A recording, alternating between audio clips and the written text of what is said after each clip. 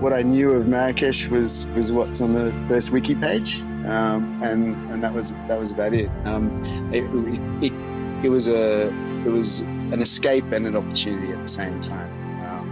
All the businesses had recently closed in Sydney, so I was at quite a low, both sort of professionally and personally. So this was a chance of sort of starting again. This is the Deep in the Weeds podcast. I'm Anthony Huckstep. Over the last year and a half, we've spoken to hospitality professionals all over the globe, from the US to London, Copenhagen, Singapore, New Zealand, and many more. The impact of the pandemic has been swift but different from country to country, and the vaccine rollout is putting some on the front foot to returning to normality. But what is it like in Northern Africa? Andrew Cibej is an Australian restaurateur currently working in Marrakech, Morocco. Andrew, how are you? Hi, Huck. I'm well, thank you. Thanks for having me on. Well, what's it like in Morocco at the moment? There's a lot of apprehension, I guess. We take out the cues, the health cues come from Europe a fair bit. There's never been any transparency or communication from the government though about what's happening. So it's everyone just waits. We've been in 11 o'clock curfew for I don't know, the last 18 months, I think. Obligatory mask wearing. So yeah, it's very tough on a tourist based restaurant. Really tough. So we're just operating on minimal sort of resources at the moment, and just getting by. What sort of impact has it had on the local hospitality industry? You just mentioned that it's really reliant on a lot of tourism. What sort of impact has it had?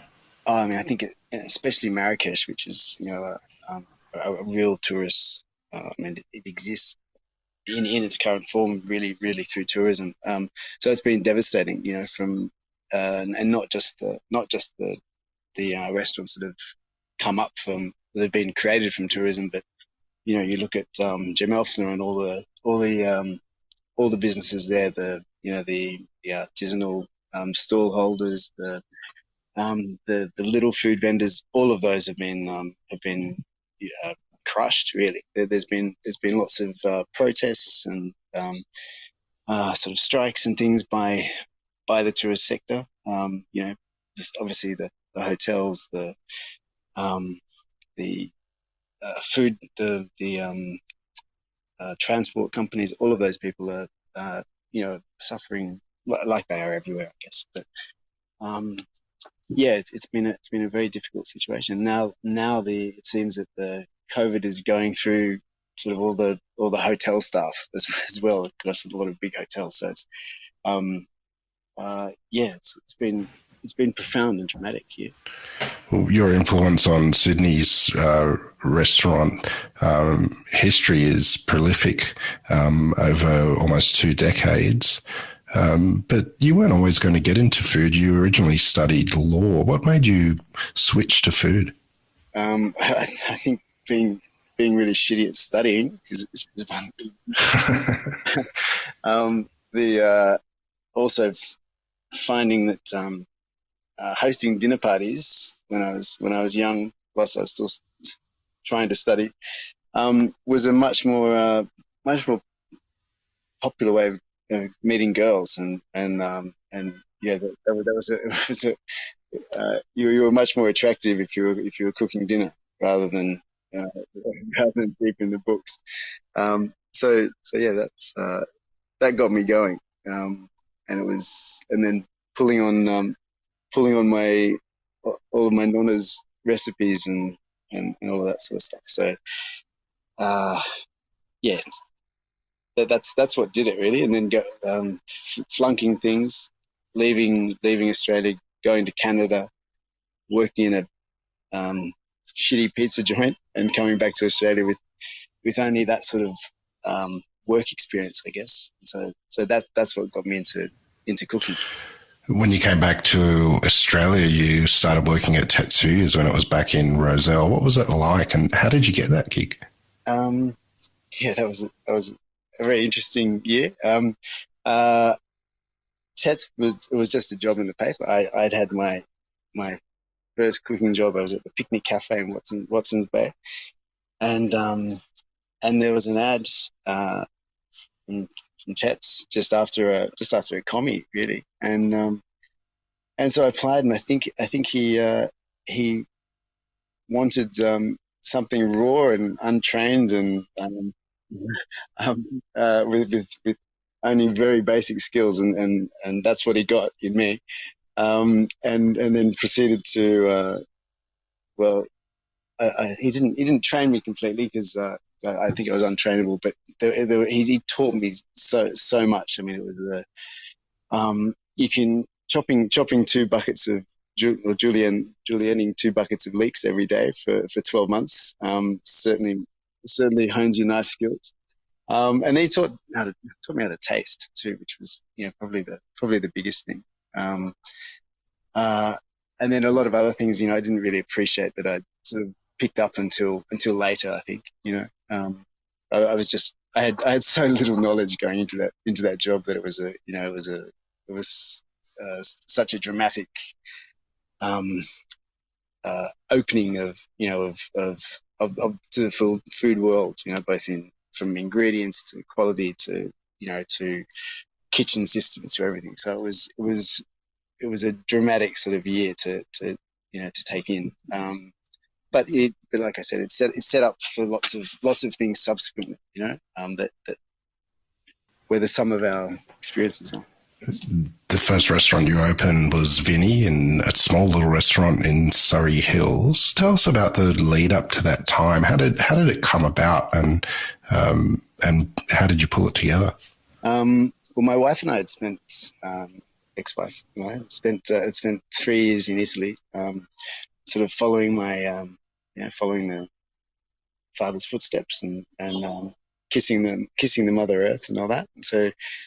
And so I worked in some restaurants there in Florence and some shitholes in Florence and and Rome and then I think it was just that Italian experience of of just eating and drinking just simply and beautifully and that whole ethos. There's no sort of separation of necessarily of wine and food and just just the produce just singing on the plate, unadulterated, unfussed. And so that was really that just sort of helped crystallize the sort of place that I wanted to have, and it had to be simple. Because that was sort of all I could do anyway, but it had to be simple, and it had to be hospitable, it had to be genuine, it had to be affordable too. I mean, that was the other thing that, really struck me from just eating in the trattoria and things from, especially in Rome, was just the affordability of everything, from food to wine to everything.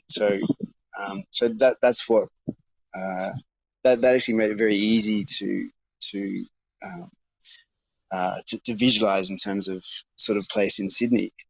But it took so long to bring together, both from sort of financing to location, then to managing the liquor license, because at that time it was that ridiculous 30% 30% occupancy. Diners only what was it? Only 30% of your diners could drink without a meal or something absurd like that. And Vini was 20 seats, I think, plus six outside. So it made it easy to count the 7 diners that were drinking. But the whole thing was that, I mean, the point was that you know in that Italian sort of mode, everyone should be eating while they're drinking. Like that's just that natural thing. Whether it's antipasti, whether it's just some bruschetta, whatever it is, that they go hand in hand. It wasn't a and so we would always, we'd give the grissini and the olives and stuff for, if you're having a beer, if you're having whatever. So there'd always be that, it was that sense of, I guess it's European hospitality too. In fact, it's probably worldwide hospitality, except for traditionally maybe the Anglo-Saxon stuff. I'm not sure. Through lots of sort of hurdles of the licensing process took so long.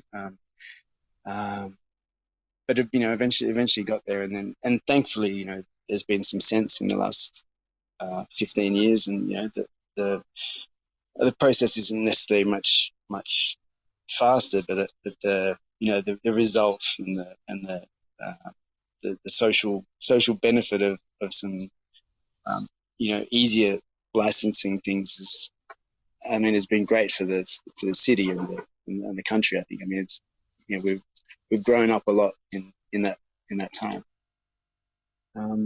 So anyway, Vini was the culmination of those experiences, and then I don't know, you learn so much when you when you open any business, I guess. But suddenly you realize that you thought you were just a cook, but then you have to be a manager as well, which was quite a shock, and sort of managing lives and living other people's lives, that you didn't necessarily ask to do, but you have to. So that was a big shock. Um, yeah. Vinny was a tiny little restaurant, real thriving hub, and a real favourite of lots of people in the hospitality industry as well as consumers. Do you have any stories from the time that you had it that really stand out? I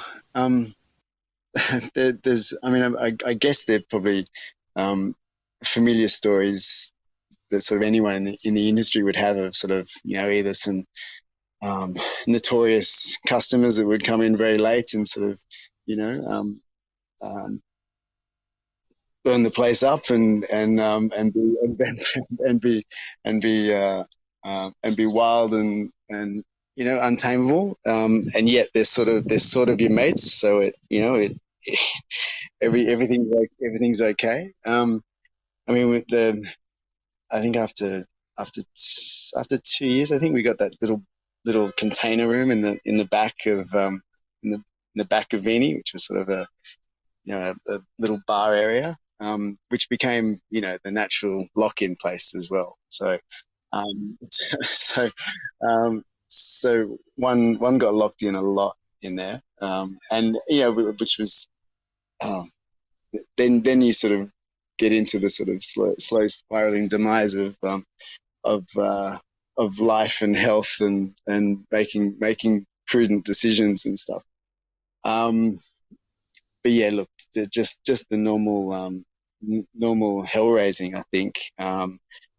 Coupled with sort of trying to bake your grissini for the next day, after service, and then falling asleep while they're 3/4 of the way through, and having to throw it all out. So yeah, the great thing about Vini was in its heyday. I mean, it really was a sort of a place for locals as well. That was the core of the place, and so and being part of a community was really special. And I mean, I lived nearby as well, and so then that was important to me too. That that I understood the area and so becoming mates with other business owners. Just being part of that spirit was really exciting and vital. And then eventually things can get to one's head as well. But it was wondrously popular. And everything was really simple. The food was very simple and basic. The wines were interesting, but and I think everything was just delivered with sort of some good spirit and soul. And I think that's what probably resonated then. You mentioned that it was inspired by a trip to Italy, following in your father's footsteps. Is there any dishes that you had on the menu at Vinny you can tell us about that were a hat tilt to that heritage that you have? Yeah, well, my father and grandmother and grandfather, they came from Gorizia, which is just little um, a little town near the border of what's now Slovenia, and so in Friuli. So they're uh, so it's it's northern mountain fare, and Nonna used to make the most sort of ethereally light gnocchi, and so that became a bit of a staple there. She reluctantly, but eventually shared her recipe with me. Um, stood over me whilst whilst we'd make it in the kitchen, and not really let me do anything. Just just roll things occasionally. But um, so it was a lot of trial and error. But I think that was that was I mean the memories of her kitchen were pretty vivid and vital. But yeah, the gnocchi definitely became a staple, and and then they popped up in Baco and over here in Morocco as well. So it's a they the gnocchi live on, and it was all about, and to me they sort of represented that, the real homespun food, in that it's the there are measurements, but it's all about touch. It's about the little details of the temperature of the spuds, of how much it's cooked, all that sort of stuff. Is the nuances of a very simple process and dish. I mean, I think that's what that's what you're trying to evoke in sort of lots of Italian cooking. During that time, you became notorious for opening sort of really hideaway sort of establishments like Berta down a little laneway that was impossible to find unless you knew where it was, or 121 BC down that little laneway near where Vinny was. Was that a deliberate thing by you to seek out these establishments that were a bit hidden away? Um, yeah, deliberate. Not that um, yeah, yes, I suppose so. They, I mean, to me, well, I mean, the spaces in themselves were generally sort of interesting. I think that it wasn't necessarily a great commercial decision. I've got to say, especially on those shitty, cold, wet, um, Sydney nights. But yeah, I think there's just something interesting about getting to the destination. About being surprised at something being there. And then hopefully that, and then having made a journey that that the place sort of um, has some spirit, has some identity, because it needs to, because it's not part of a collective or something. So it's and then it was important too that the venues not be. I mean, they had the same DNA, but they weren't. They weren't cookie cutters of each other. They were very distinct, and I mean, obviously the food at Bert was very much Tama's, and so that was that was important too, that they all had their own character. I think so. Um, yeah, so it was easy to actually look at some of those sites and say, well, that's a great spot for a restaurant. Not so much because it was isolated, but just because they had character. Um, yeah. So that's all. You had some pretty incredible alumni come out of your kitchens, and you just mentioned Tama Carey, and her influence is amazing now doing Sri Lankan food.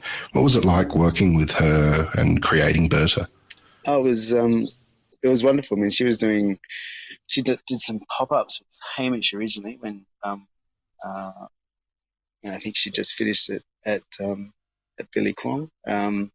And so they were doing the odd Sunday night at Veni, which was fun. And but working with her, I mean, she's such a a gentle, good soul, So it was, and then she was working sort of casually at Vini, and then the site came up for Bertrand, and it was a very easy decision to sort of have a place that Tama could actually do her thing, whilst, albeit an Italian thing, um, but which she took on, wonderfully, as I'm sure you know, and so working with her was always a joy, actually. I mean, she's just such a good soul, This episode is proudly supported by Montague, handpicked for you. The things that we're really looking for in plums, first of all, they've got to be sweet. We're really looking for a full flavour explosion in our plums. Red flesh is critically important to us, higher in antioxidants, so all that good stuff. And then we're also looking to add a slightly firmer texture, so there's almost a little crunch. That's the real driver for us. For more information, go to montague.com.au. 121 BC was really at the forefront in the beginning of the sort of wine venues in Australia and in Sydney. And you guys were really a driving force of that. Some laws changed. Take us back to that time and what it was like trying to create a wine bar in Sydney when the momentum was shifting to allow that to happen. Yeah, the laws changed, I think.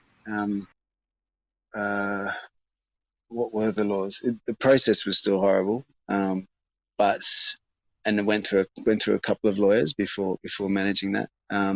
It was still, and there was always lots of objections, mostly from pubs. I think local pubs that were just trying to shut down anything that was a wine bar, and therefore perceived threats because it was the great unknown, and so we had.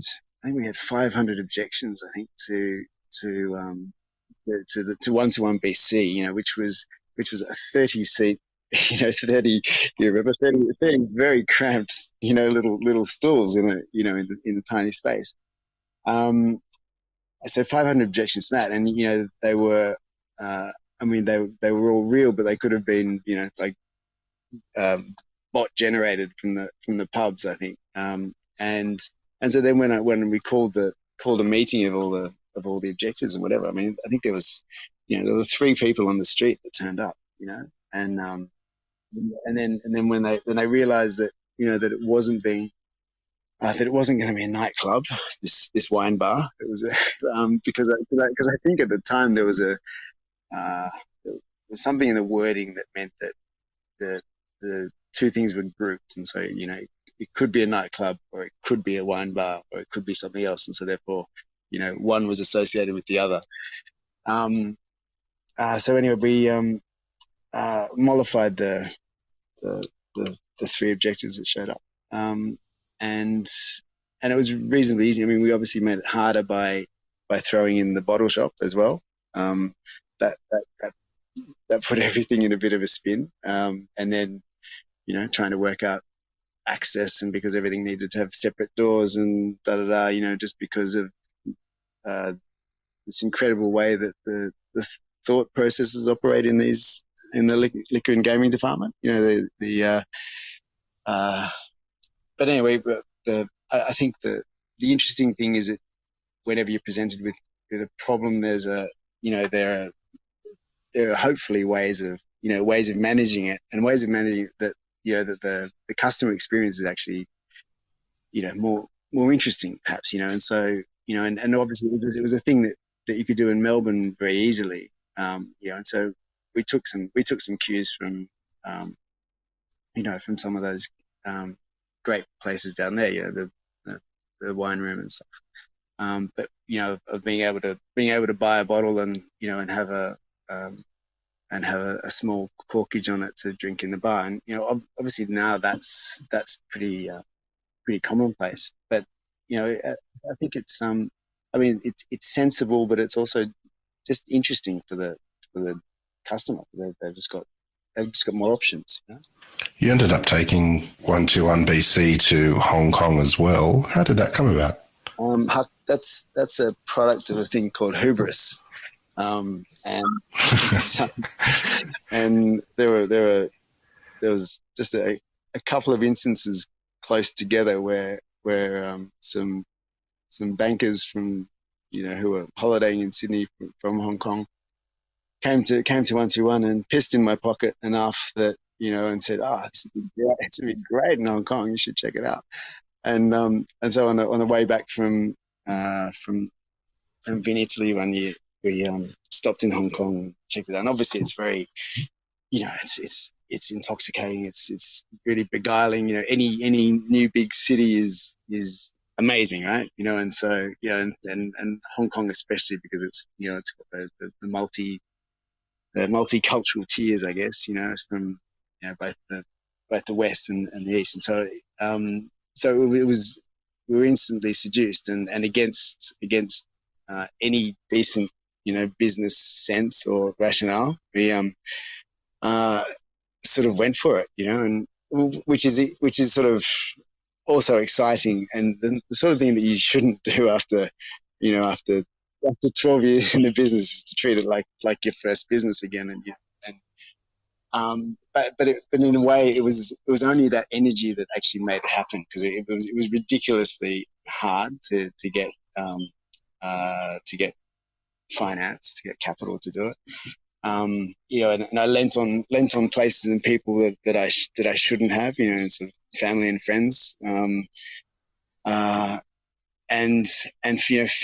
found local investors too, which was just by selling a great story, which was this natural wine bar thing, and providing a real point of difference to because Hong Kong is obviously it's very showy and glitzy, and we were going in with a very bare bones aesthetic and a very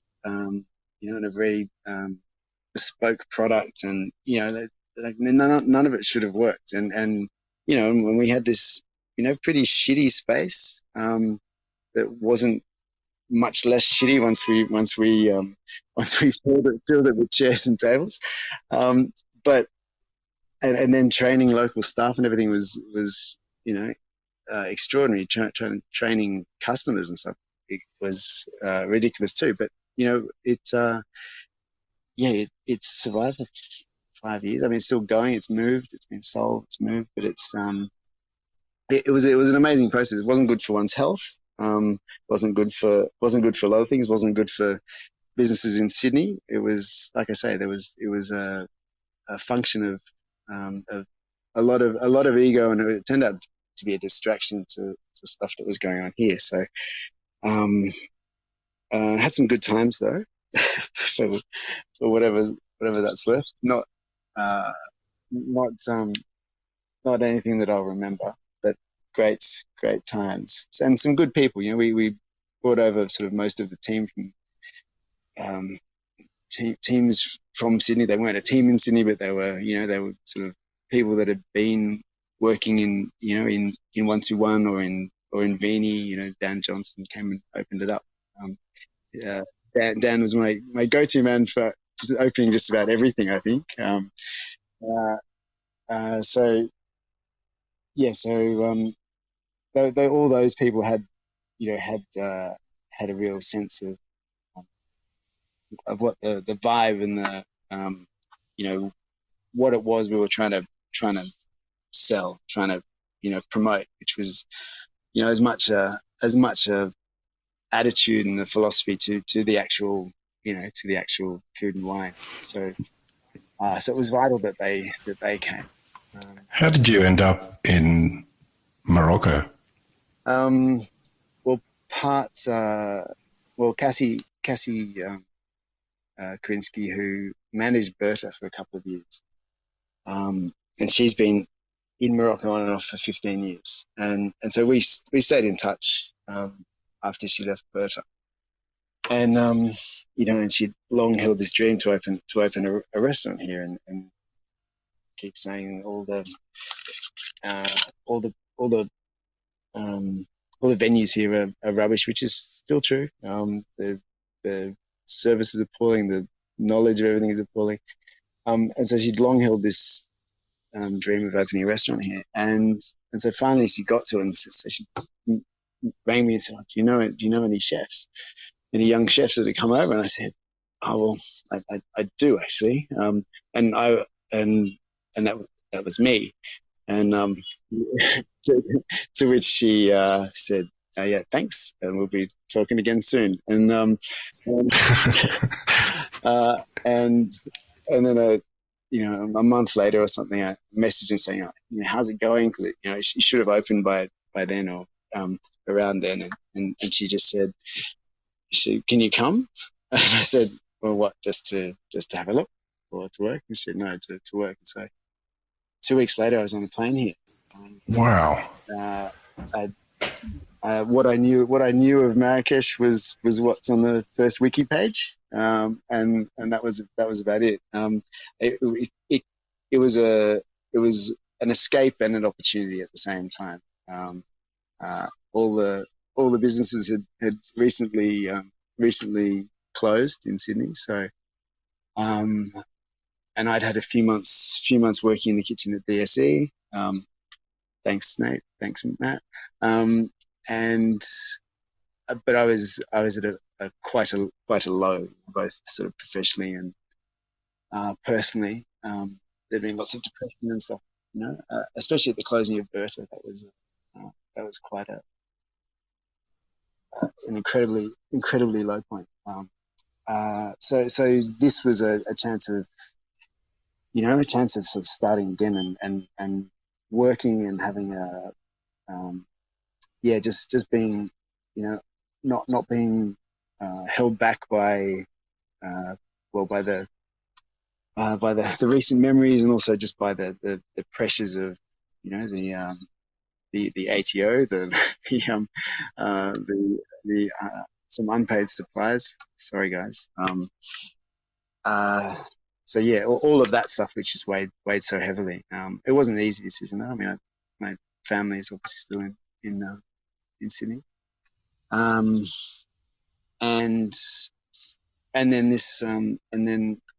this thing hit. So what was supposed to be a 1 to 2 year thing in Morocco, and with hopefully some great things that were supposed to have come out of it. Now it's 3 years. 3 years in a couple of weeks. And obviously no one knows anything anymore. There's a likelihood of a 61 in opening in Casablanca early next year, and so that will be finally the thing that crystallizes, I guess, the reason for coming. Well, tell us a little bit about Marrakech. I mean, what do you like about it, and have you? What's it like from a food sense? I think it's a beautiful city if you can get out of the city a lot. If you can get to the hills nearby, if you can get into the local markets and enjoy that stuff. If you can get away from the tourists, so that's easy right now. Then it's a great place to be. But it's small, it's small. It's really tight. But I think the Moroccan food scene is actually great. It's limiting in that it's culturally very specific, and the lubia, or the white beans, they need to be cooked in tomato sauce and cumin. There's no vegetable goes with it. No meat will go with it. They're very, very specific about what can go with what. But within that, there's some wonderful things. The meat cooking, the barbecue game is very, very strong here. On the flip side, the produce is pretty shitty, the range is really minimal. There's been a big organic movement in the last 5 or so years that's changing that slowly. But and then there's obviously a lot of Western restaurants, but I think, like I mentioned earlier, they're generally really bad. There's a lot of consultant chefs come in and set up these things, and then as soon as they go, the standards slip. So the alcohol scene's very limited as well, just by sort of what the nature of the supply of things here. So I'm not going to be selling Marrakesh as a great food and wine destination. So sorry, Cassie, but um, so yeah, eat local, or eat at 61 is my You mentioned the stresses of closing your businesses and the move to Morocco. What's the last couple of years been like for you, and has it changed you? Yeah, it's changed me a lot. I mean, I've worked harder in the last couple of years than I had in the preceding 10, I think. Both to just to show that I could show that it was that and it was a new start, and to justify all of that. Really hard coming here with no support in terms of friends and family and everything. So the dislocation has been quite severe, and then the nature of the restaurant industry too is it's socially cruel, and physically and socially cruel. So you get bent out of shape very easily at the end of a week or the end of a night, So yeah, none of which really helps your capacity to make good relationships or whatever. I mean, but then there's also just that function of time. I think whenever you go somewhere new, I think inevitably you need 2 to 3 years before you start forging decent relationships, before you make proper friends. Like you need that tenure of time to both find yourself, understand the place, and have other people trust you, I suppose, as well with their friendship. So yeah, no bones about it. It's been really hard, and I've made a few mistakes. Got bent out of shape a couple of times too often. But sort of now, weirdly, in this sort of marginalized operating time, generally in a better place, and and there is this potential business. But yeah, I think everyone's looking over their shoulder, looking at how they can I don't know, pivot both personally or their businesses, and finding what to do with their new free time. So it's I mean, some of those things are challenging universally, and then just Marrakesh, has had its specific things, and also just, I think, just dealing with one's baggage. What are you most looking forward to? Casablanca, seeing my kids again. That's a big thing. Because it's been nearly 2 years, I think. So no amount of video chats and whatever sort of replaces that. And just the whole time zone thing is actually is difficult. Even when you talking to your friends or whatever. I mean, you don't share the same experiences. You're in a different space. There's that day versus night thing. You can't really share the same moment, and so it's so missing dinners, you're missing that conviviality of socializing and stuff. That's been hard. Yeah, and just building up, you know, the same sort of thing here of friends and stuff. Cassie has been amazing. My boss and friend.